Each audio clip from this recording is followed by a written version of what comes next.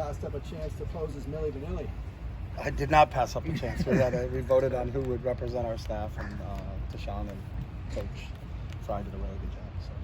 Even if you had got a chance to do Mumford and Sons, would you have done it? It did nothing to do with any of that. So. Okay.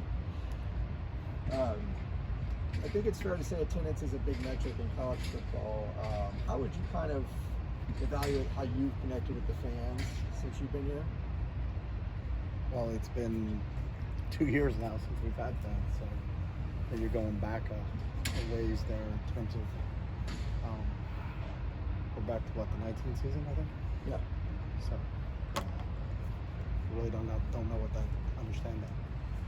that means. Just outreach and going to events, booster events, things like that. I go to whatever they ask me to go to. So I'm not in charge of the scheduling and all that.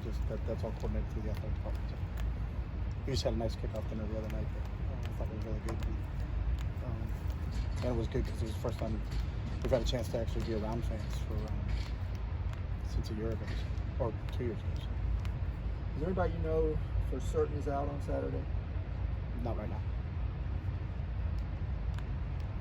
Does that include Somerville? Yeah, we haven't gotten anything. Everybody's on a day-to-day deal, and we'll see how everybody goes through this whole process. And we sit down at the end of the week, and Ant tells me who's up, who's down, and we go from there. There were 2 COVID positives in the athletic department last week. Can you say whether they were football players? Yeah, I'm not allowed to say anything. So all I can say about our players, everybody on our team is just unavailable. Devin Alcoa and Jay Toya, are they eligible to play this weekend? And yes. If so, how many minutes do you think they'll... We answered that last week, I think last Friday. So, and how many minutes, I have no idea. We have a whole week of training to go. So we got, today is our first day of really a Monday for Hawaii. So we got Monday, Tuesday, Wednesday, Thursday, and then we sit down as a staff at the end of the week, and then we divvy up where we are and what we think our plan is going to be in terms of who's going to do what. And a lot of that depends on the health of guys. So I've never anywhere I've been sat down on Monday and said, hey, this is the plan, because on Wednesday he rolls his ankle and now that plan's out. So we just continue to train this week, and when we get to after Thursday, we got a pretty good feel because of what our Friday training session is like. So we got a pretty good feel of that. So we'll start discussing depth, minutes, snaps, and all that stuff in every phase, whether it's offense, defense, or special teams. Back to Hawaii's defense. Todd Graham likes to run an aggressive style defense, but may not have the manpower to do it. They gave up over 200 yards a game on the ground last year. What do you expect to see Saturday from their defense? They're always going to be a hard-hitting, aggressive, attacking defense. That's been Todd's mentality wherever he's been, whether it's Tulsa or Arizona State or Pitt or Hawaii. That's kind of his signature, and that's his baby. He's the defensive coach. I believe he calls the defense actually himself. So that's all him. His style hasn't changed. Sometimes how they do it. Is it a 4-down scheme? Is it a 3-down scheme? A lot of that probably depends on the personnel that he has available to him, but he's going to be aggressive, and we have to prepare for his aggressiveness. Since you've been here, the defensive line stats have gone down pretty significantly every year. What do you see from the defensive line, and how do you think they're going to do with the pass rush on Saturday? Gone down? They've improved. They've improved. Yeah. Gone up. Your stats allowed for the other team.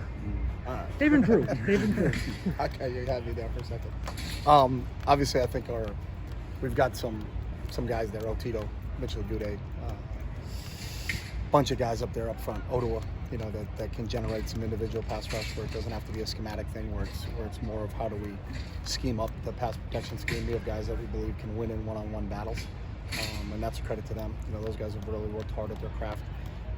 So I think that's part of it. The good part for us is those guys are all coming back. We don't, besides Osa, who left to go to the league, the rest of the whole group on that defensive front is back. So we're hoping we even get more improvement from them this year, and they've worked hard for it. So the credit goes to those guys in terms of those guys being able to create things and win in one-on-one matchups. So this is the second year of Jerry and Brian working together. How do you feel that went last year, and how do you think maybe the second year of them could kind of improve that trajectory?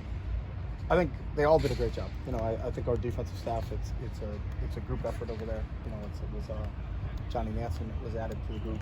Jay's been here for a couple of years, and DP's been here for the whole time. So I think all of those guys work extremely well together. And it's everybody, just like our offensive staff, new game plan, sit down and put things together. There's not one dominant voice in any aspect of it. We all kind of contributed and make a decision on what's the best thing for us to do. There was kind of a drop off though those last two games, particularly on defense, particularly late in those games. What did you see there in kind of your season review of the defense, the SC and the Stanford game? Yeah, I mean, obviously we faced two really good opponents, but we have to learn how to finish when we have a lead. That's something overall for all aspects of us. We got to finish on the offensive side of the ball and not give the ball back to them, to give them an opportunity to score. And then I think by the end of the year we had some depth issues as we got kind of worn down there a little bit as the season went along. So I think the fact that we do have depth, and we think that's a strength for us going into this season, we hope will help us in those situations.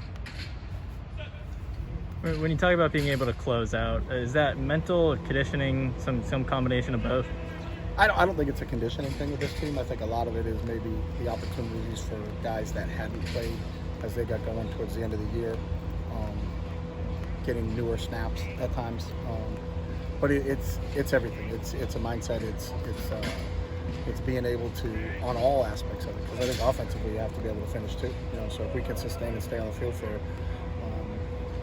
a long drive at the end of the game and not give the ball back to the other team, that's part of our responsibility too. So I think it's a combination of all of that. We've really talked about it in the offseason, and our players understand what you have to do. Good teams have to be at their best when it's needed, and that's what we have to really continue to work on. It's always easy to second guess, but when you go back and look at some of those fourth down plays that didn't work, what were you kind of thinking maybe you were a little monotonous in those situations? With some runs up the middle? Monotonous? No, I've never used that term. A lot of it's schematically what the defense presents to you, and then how do you execute when it's called. Will we beat because there was an unblocked man, or will we beat because there was a fundamental breakdown? And there's not one when you go through all of them. If it was always just one, you just say, if that's the issue, then we got to do this, and this. So there's different things that arise during each individual play, and then you just try to do your best to correct them and then move forward in terms of what you're looking for. But a lot of it depends on what the defense is going to present to you, because you can say, hey, we're going to do this and attack the flank, but if they're blitzing four guys off the edge, you're not going to be able to attack the flanks.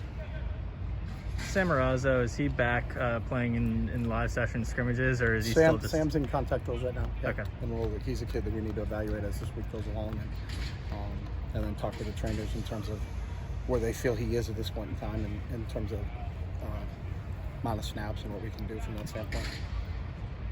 We got 1 minute. All right, thanks, Coach. Okay, thank you.